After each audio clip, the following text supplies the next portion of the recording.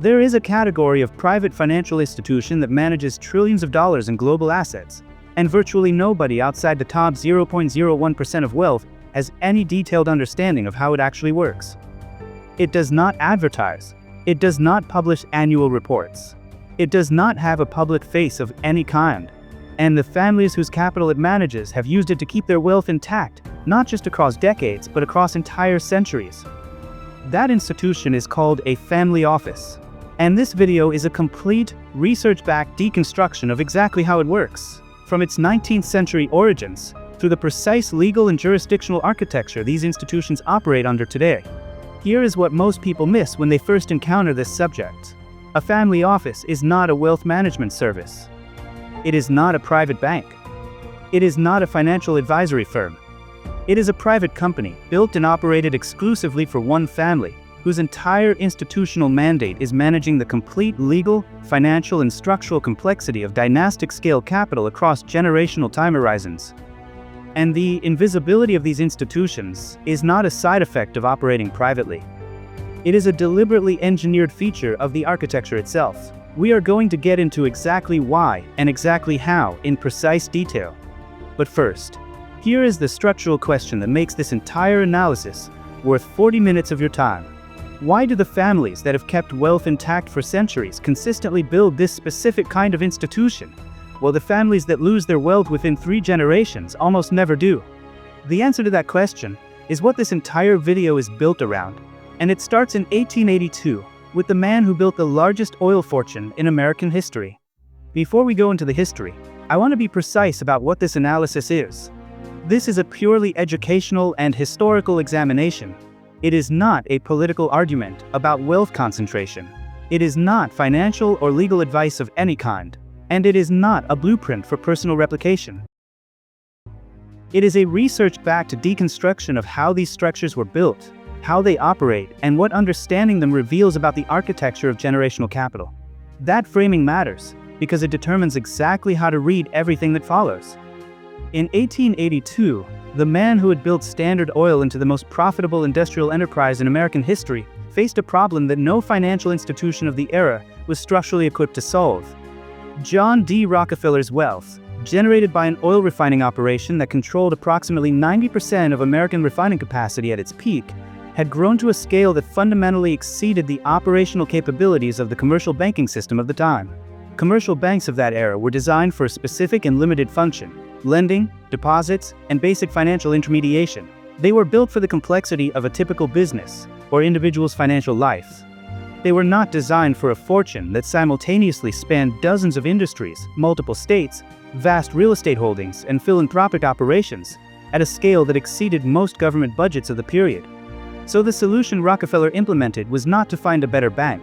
The solution was to build something structurally different. A private entity with its own professional staff, its own legal structure, and its own operational mandate. That mandate was not investment return maximization. Think about what that actually means, because it is one of the most important structural observations in this entire analysis. The primary objective was managing the complete operational reality of dynastic capital, investments, taxes, legal structures, philanthropic operations, succession planning, and the generational transfer of everything the family had built. What Rockefeller established in 1882 is what historians now widely recognize as the first formalized single-family office in modern American financial history. And this structure, more than 140 years later, is still operating, having managed capital through 2 world wars, the Great Depression, the dot-com collapse, and the 2008 financial crisis. Still intact, still operating, still managing capital on a multi-generational mandate. That is not investment performance. That is institutional design. And this is where it gets genuinely interesting, because Rockefeller was formalizing this model in America at precisely the moment when a family in Europe had already been operating a version of it for nearly a century. The Rothschild family, operating simultaneously across Frankfurt, London, Paris, Vienna, and Naples from the early 1800s, had constructed what was effectively the first multi-jurisdictional private capital management network in documented financial history. Each city branch was a separately structured legal entity. Each was managed by a family member with explicit operational authority over that branch's activities. And the entire network was coordinated by a shared set of family principles governing how capital was allocated between branches, how major decisions were authorized, and how wealth was managed across generational transitions. What made the Rothschild model architecturally significant was not just the scale of the capital involved. It was the deliberate multi-jurisdictional distribution of both capital and legal exposure across 5 separate sovereign nations simultaneously. When political conditions deteriorated in one jurisdiction, and in early 19th century Europe, they frequently did, the architecture was designed so that the family's overall capital position was not catastrophically exposed to a single political event in a single country. The risk was structurally distributed across 5 legal systems simultaneously. That is not a financial strategy, that is institutional architecture. And this is directly connected to what we are going to cover in significant detail when we reach the legal structures chapter, because that same principle of multi-jurisdictional structural distribution is one of the defining features of the most sophisticated family offices operating today. Keep that principle in mind, we are coming back to it. The third major model that shaped modern family office thinking came from J.P. Morgan's approach to institutional separation. Morgan made a distinction that has become foundational to how sophisticated family offices structure their operations: the distinction between the external investment banking function and the private family capital management function. The external investment banking business was optimized for generating profit from market activity with external clients. The private family capital management structure was optimized for an entirely different set of objectives: preservation, continuity, and the long-term security of the family's own holdings. These are fundamentally different institutional mandates, and the deliberate separation of the profit generation function from the preservation function is one of the most consistent design principles across sophisticated family offices today. By the early 20th century, a small number of America's largest fortunes, the Carnegies, the Mellons, and the DuPonts among them, had established formal private family office structures drawing on variations of these models. The legal and tax environment of the post-World War II era created the formal regulatory frameworks within which these entities could operate with full institutional legitimacy, and the modern family office as a recognized legal category began to take its current form. The 1980s and 1990s accelerated the model significantly, driven by 2 simultaneous factors. The first was the creation of new billionaire-scale wealth through technology, financial services, and global trade expansion, producing a new generation of ultra-high net worth families who needed institutional-grade private capital management. The second was the increasing complexity of the global tax and regulatory environment, which made sophisticated legal structuring not just valuable, but operationally necessary for capital operating across multiple jurisdictions simultaneously. The honest answer is, the modern family office as we understand it today is the accumulated product of 140 years of institutional evolution, with each generation adding structural refinements in response to the specific legal, regulatory, and financial challenges of its era. And the data on this is extraordinary. By various industry research publications, there are estimated to be between 7,000 and 10,000 single-family offices operating globally across recent estimates.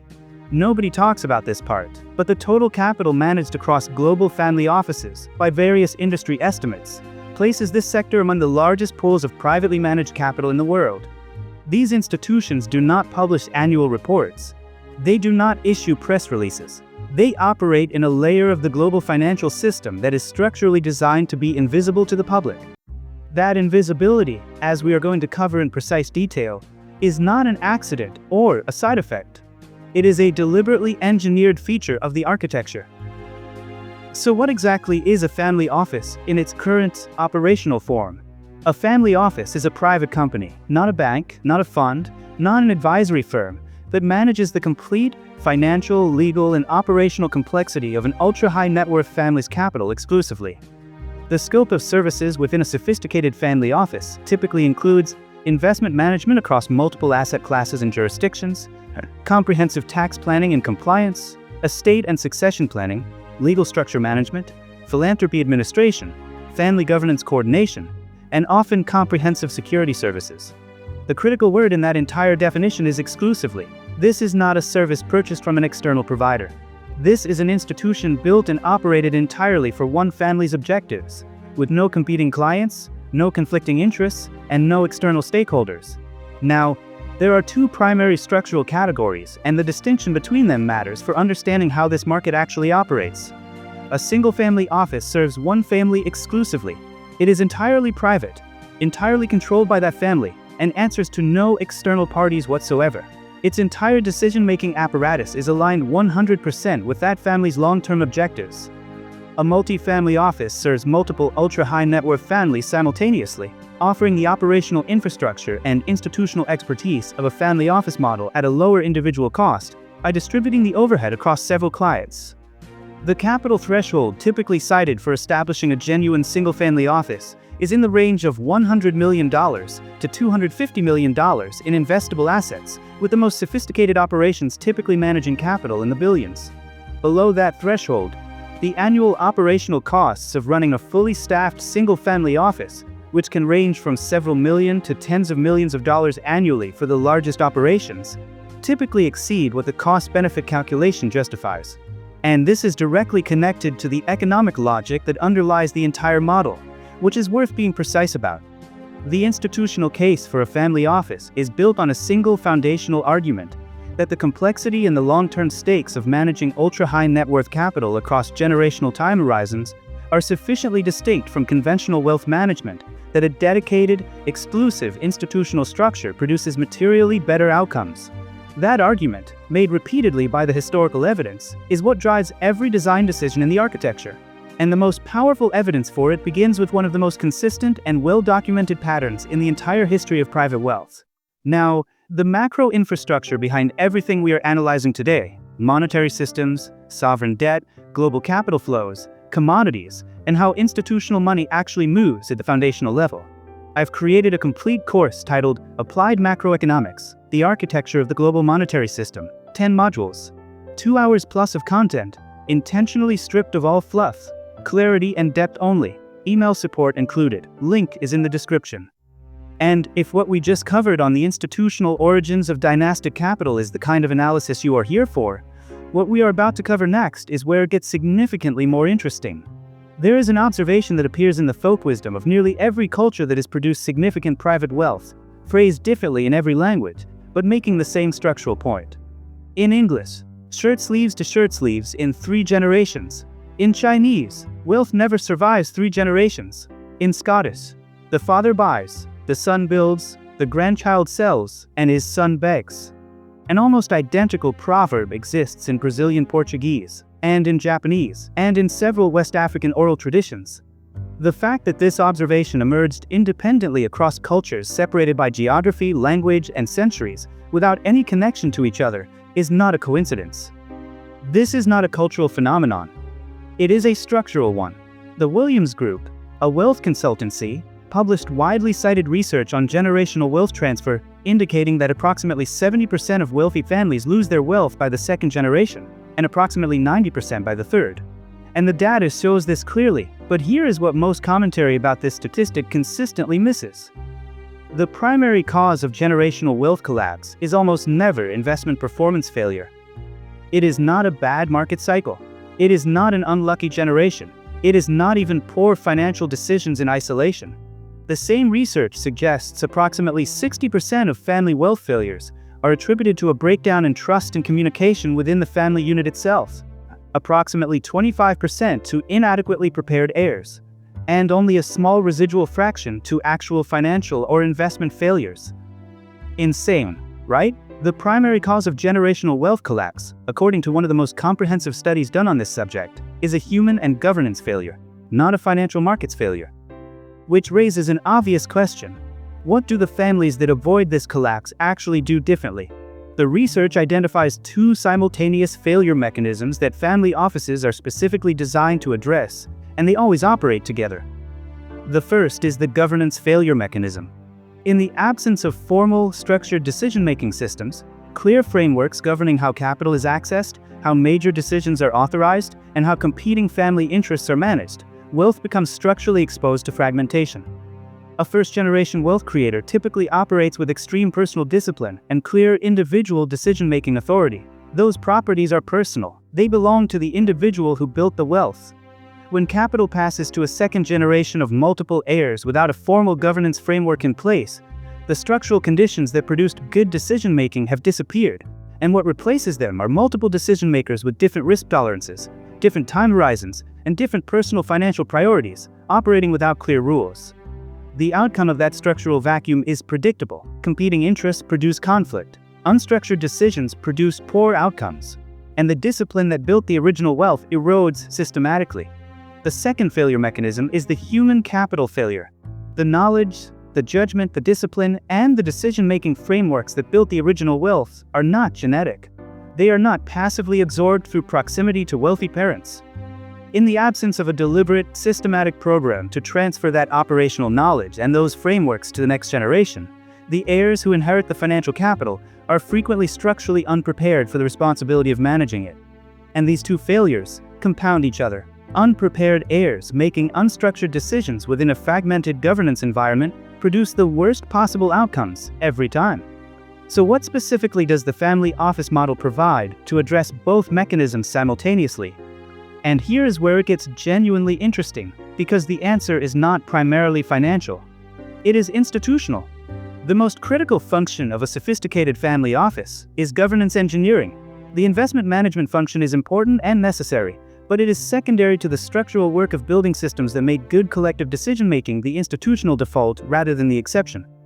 And the most visible expression of that governance engineering is a document that receives almost zero coverage in mainstream financial education.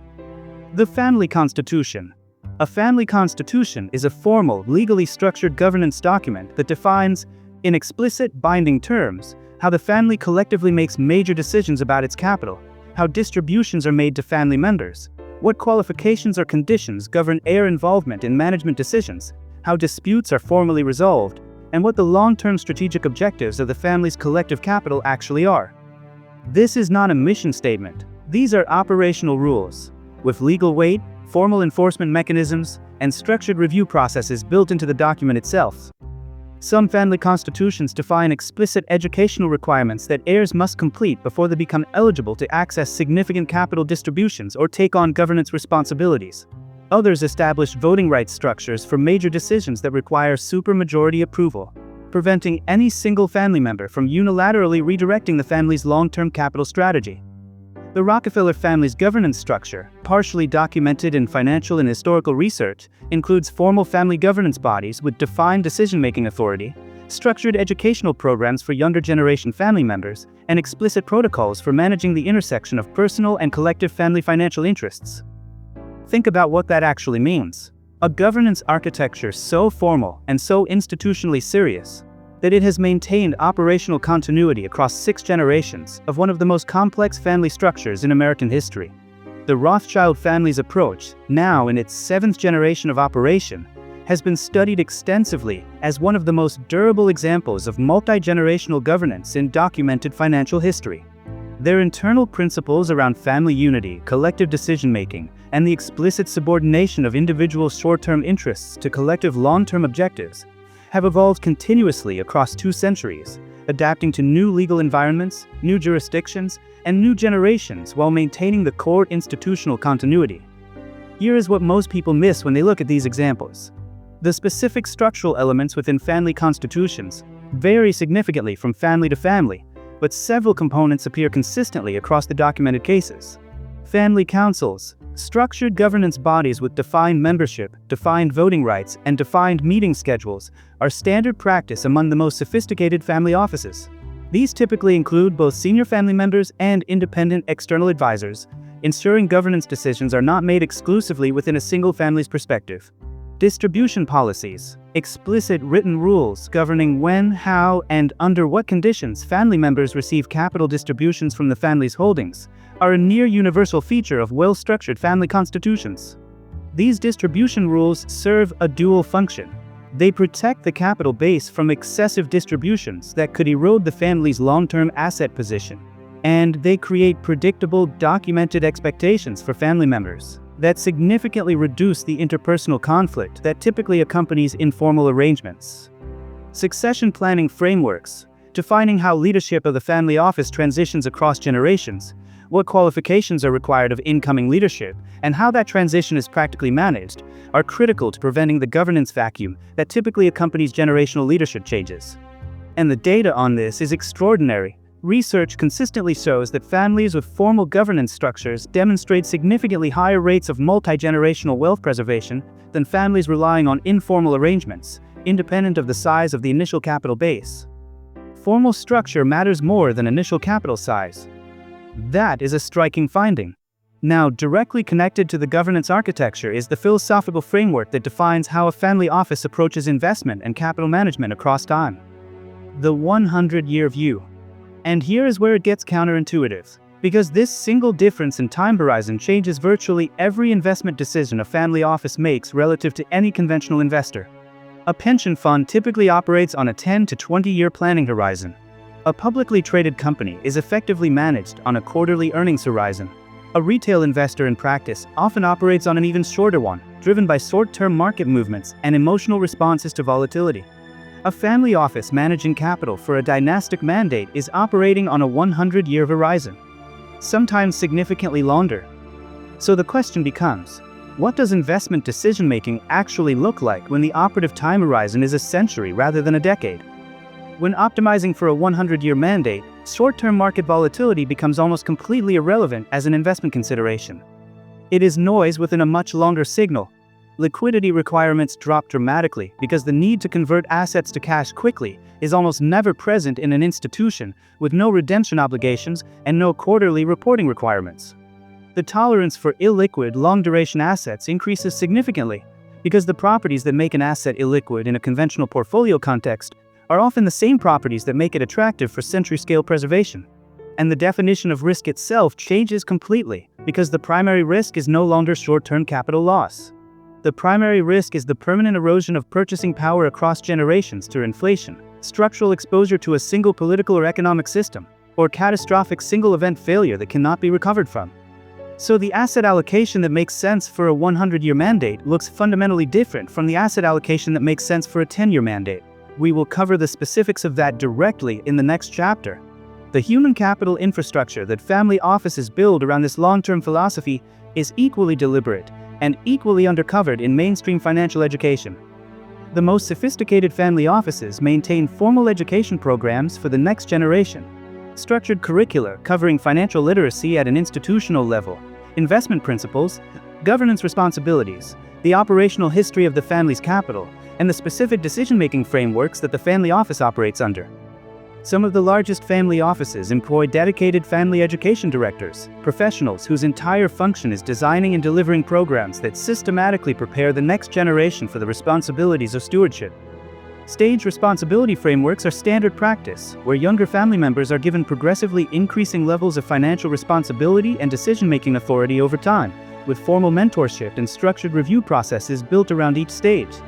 The explicit institutional goal is not to produce investors. It is to produce stewards. Individuals who understand the governance architecture, respect the long-term mandate, have the operational knowledge to contribute meaningfully to institutional decisions, and understand why the structure exists in the form it does.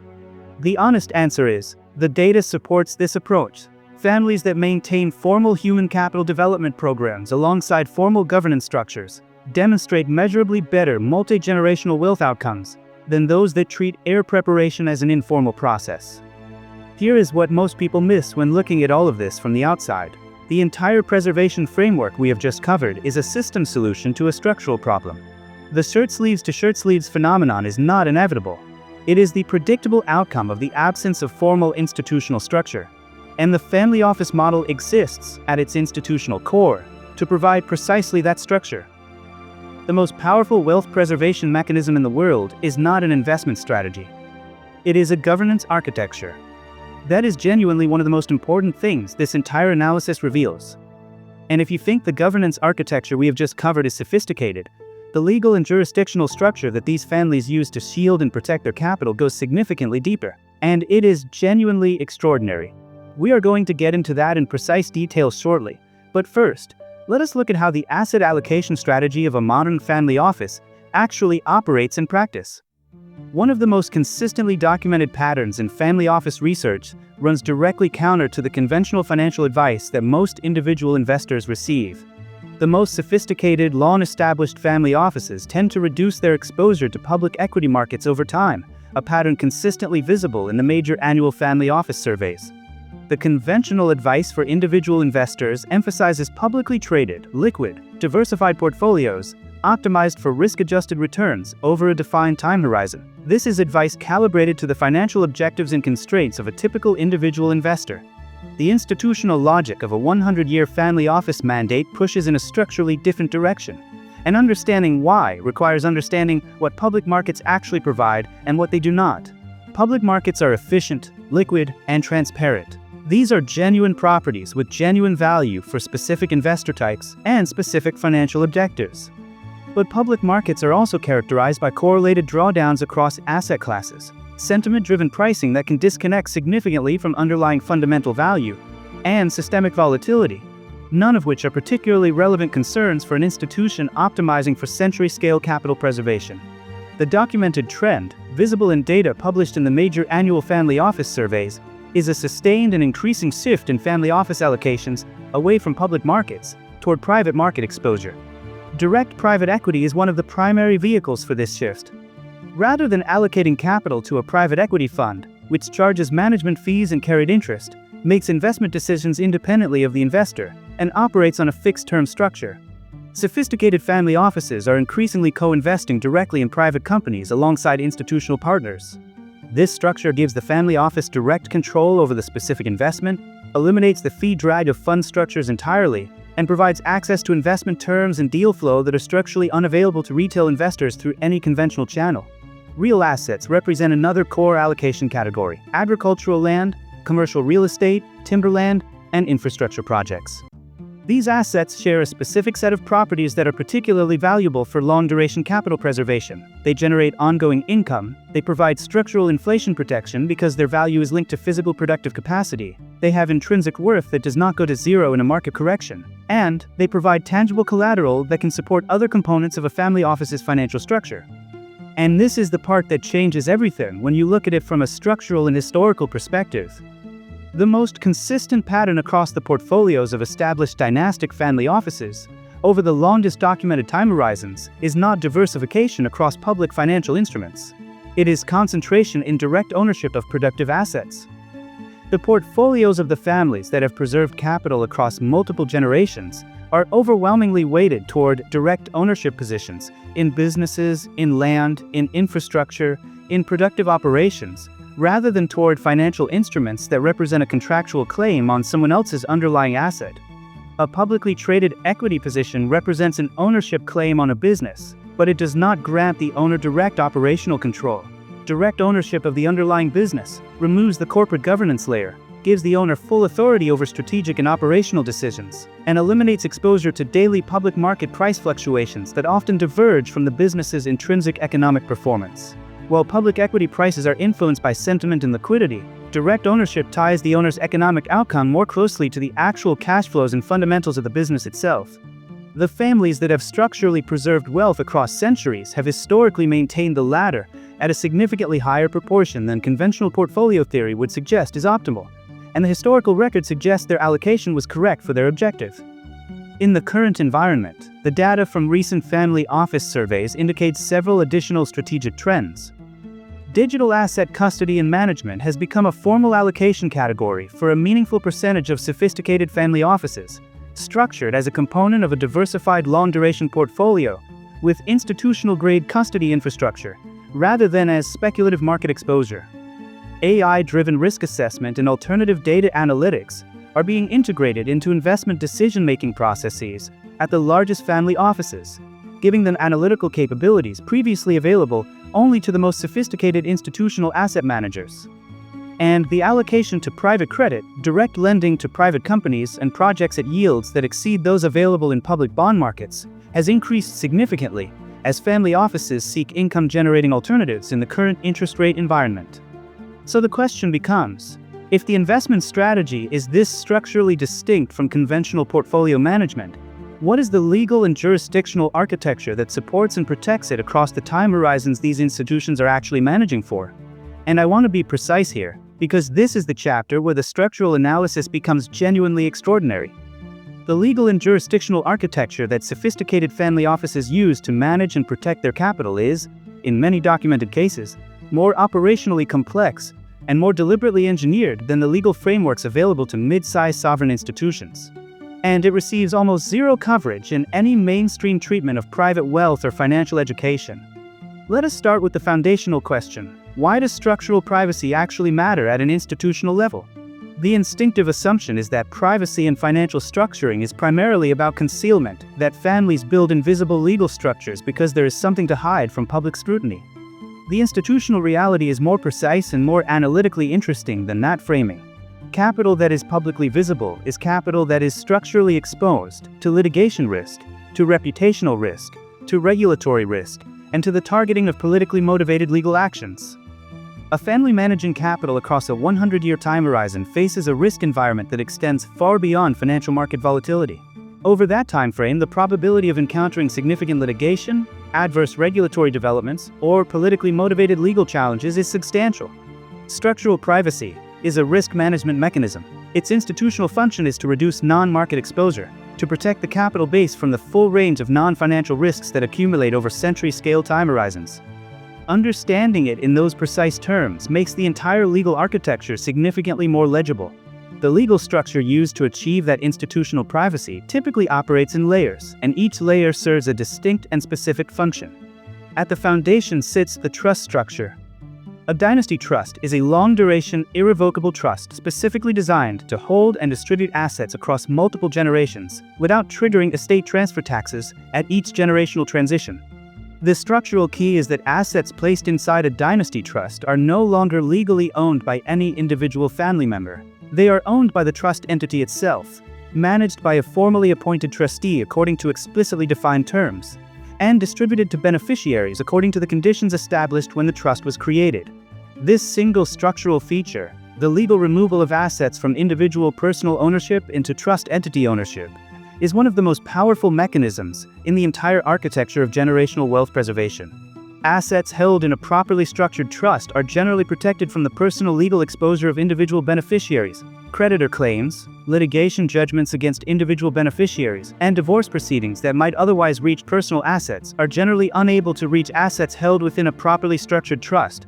A discretionary trust takes this further, giving the trustee the authority to determine how and when distributions are made to beneficiaries, rather than specifying fixed, legally enforceable distribution schedules. When beneficiaries do not have a legally enforceable entitlement to specific distributions, the assets are generally protected from creditors seeking to attach anticipated future income, adding another layer of structural protection. Above the trust layer sits the holding company structure. A family holding company, typically structured as a limited liability company, a limited partnership, or a private limited company depending on the jurisdiction, holds the ownership interests in the operating assets, investment portfolios, and real estate that the family office manages. The holding company layer provides an additional structural separation between individual family members and the underlying assets, creating another formal barrier against direct legal claims reaching the family's holdings. And above the holding company structure sits the family office entity itself, which, in the most sophisticated architectures, is structured across multiple jurisdictions simultaneously to access the most favorable regulatory and legal environments for each specific function. This is what brings us to jurisdictional arbitrage, and this is where the architecture becomes genuinely sophisticated. Jurisdictional arbitrage is the deliberate use of different legal jurisdictions for different components of a family office's overall structure to access the most favorable legal, regulatory, and tax environment for each specific function or asset class.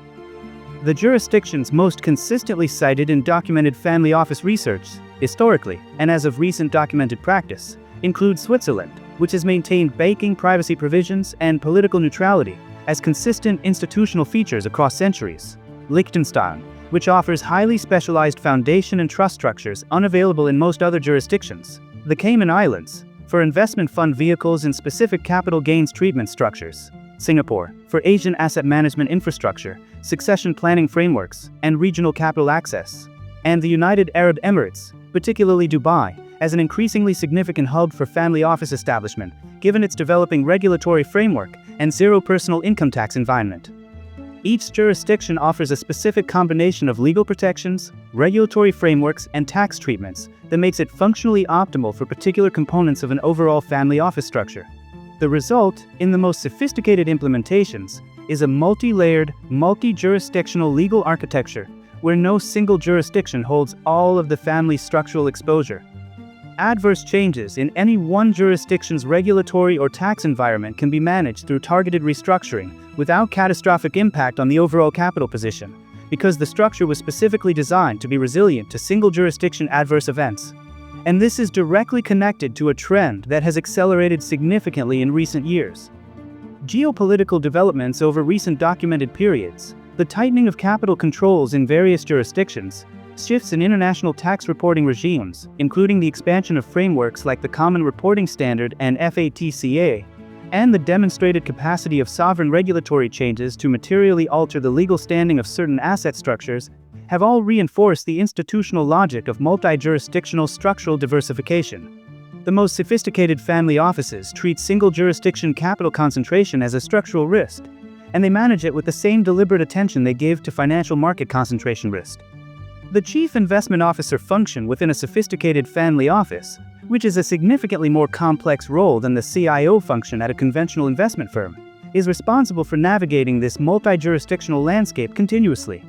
Their mandate includes monitoring regulatory and tax developments across multiple jurisdictions simultaneously, identifying when specific structural components need repositioning to maintain optimal legal standing, and coordinating with legal, tax, and compliance professionals across multiple countries in parallel. The honest answer is, the operational complexity of running a sophisticated multi-jurisdictional family office rivals the operational complexity of managing a mid-sized institutional investment firm. It requires professionals with deep expertise across multiple legal and regulatory systems simultaneously. The security infrastructure layer of a modern family office is equally sophisticated, and equally absent from any mainstream discussion of this subject. Established family offices maintain dedicated operational security operations covering both digital and physical dimensions.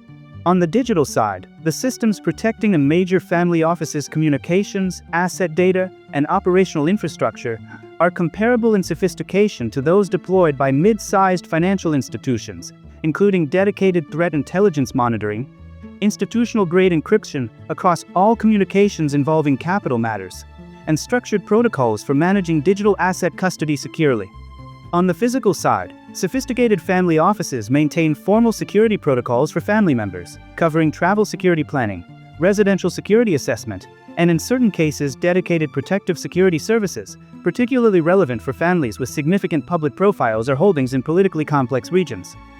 For the largest family offices, operational security is not an add-on service or a luxury consideration. It is a core institutional function with a dedicated budget and dedicated professional staffs. Here is what most people miss about this entire legal architecture when they encounter it for the first time. It did not emerge from a single design decision at the moment a family became wealthy. It evolved incrementally over decades and generations, with each additional structural layer added in response to a specific risk that materialized, a specific regulatory development that required adaptation, or a specific lesson learned from the experience of other families whose structures had failed under pressure.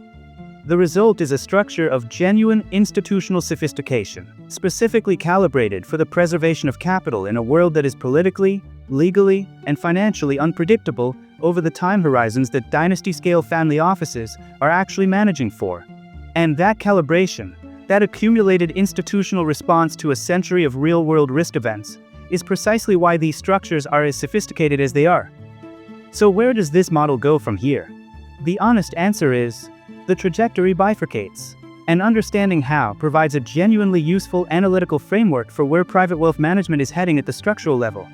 At the top tier, the direction is clear from the available data. As global wealth continues concentrating among both established dynasties and newly created ultra-high net worth families, particularly from the technology and private equity sectors, the most sophisticated single-family offices are increasing in operational complexity, in the scope of their legal and jurisdictional structures, and in the scale of assets under management. The gap between the institutional capabilities of a top-tier family office and the capabilities available through conventional wealth management channels, private banks, multifamily offices, independent investment advisors, is widening on most measurable dimensions, not narrowing. These entities now manage capital at a scale that rivals mid-sized sovereign wealth funds, with legal architecture spanning multiple jurisdictions, investment access reaching private market opportunities structurally unavailable to retail investors, and governance frameworks explicitly designed for multi-generational mandates. At the same time, and this deserves honest analytical treatment, Technology is reducing the operational overhead of family office-style management in ways that were not practically achievable a decade ago. Digital asset custody platforms, AI-driven portfolio management infrastructure, and legal administration software are making certain structural elements of family office management accessible at capital thresholds that are lower than the historical minimums the industry has operated around. Multifamily office platforms are expanding their service scope, offering institutionally structured investment access, formal governance support, and coordinated legal advisory services to families managing $10 million to $50 million in assets, rather than the $100 million plus threshold historically required for a meaningful single-family office operation. Now, there are multiple perspectives on what this technological shift actually represents, and I want to present them honestly rather than defaulting to a single framing. One perspective holds that this represents genuine structural democratization, that the core infrastructure of family office-style management is progressively becoming accessible at lower capital thresholds, and that the gap between institutional and non-institutional private wealth management is meaningfully narrowing as a result. A second perspective argues that this narrative meaningfully overstates the actual accessibility shift, that the full legal and jurisdictional architecture of a genuine top-tier single-family office still requires capital at a scale that makes it structurally inaccessible for the vast majority, and that what is being described as democratization is more accurately described as the expansion of a lower service tier that shares some structural features with the full model but not its most powerful ones. A third perspective, and this is genuinely worth considering independently of the capital access question, is that the most transferable element of the family office model has no capital requirement at all. The century-scale time horizon is a mental framework. It does not require $100 million to adopt as an operating principle. The governance philosophy, the commitment to building formal decision-making structures rather than relying on informal arrangements, is a principle that is as relevant for a family managing $500,000 as it is for a family managing $500 million. The emphasis on direct asset ownership over financial instrument exposure is an investment orientation, not a minimum investment threshold. And I want to be precise here. These are intellectual frameworks. They are not legal structures. They are not services you purchase, and they are available to any serious long-term thinker, regardless of their current capital position. The way I see this, purely from an analytical standpoint, understanding how the most sophisticated wealth preservation systems in the world actually operate is itself a form of financial education with genuine value, independent of whether you can replicate the specific legal architecture. Because the principles that drive the architecture, the long-term governance orientation, the formal decision-making structure, the emphasis on ownership and preservation over short-term optimization, are the same principles that define the difference between capital that compounds across generations and capital that disappears within them. That distinction is worth understanding precisely, regardless of where you are starting from. We have covered a significant amount of institutional ground, from the 19th century emergence of the family office model through the legal and jurisdictional architecture, defining how the most sophisticated of these institutions operate today. If there is one structural observation worth carrying forward from everything we have covered, it is this. The families that have preserved capital across centuries did not do so primarily through superior investment returns. They did so through superior governance, superior legal structuring, and a time horizon that treated generational thinking as the institutional default, not the occasional aspiration. And they built dedicated private institutions specifically designed to enforce all three properties across decades of changing circumstances. That is the architecture. Now you understand precisely how it works. If you want to go deeper on the macro foundations behind these systems, monetary theory, sovereign debt, global capital flows, commodities, geoeconomics, and the institutional frameworks that govern the global financial system at its foundational level, the Applied Macroeconomics course is linked in the description. Complete details are there. Since you have stayed through to the end of this video, it is clear that this level of institutional financial analysis is exactly what you are here for, and the videos appearing on your screen right now go even deeper into the systems and structures that drive global capital. They are worth your time. If this video gave you genuine value, subscribe for more research-backed analysis that breaks down how the financial system actually works at its deepest structural level. Thank you for watching.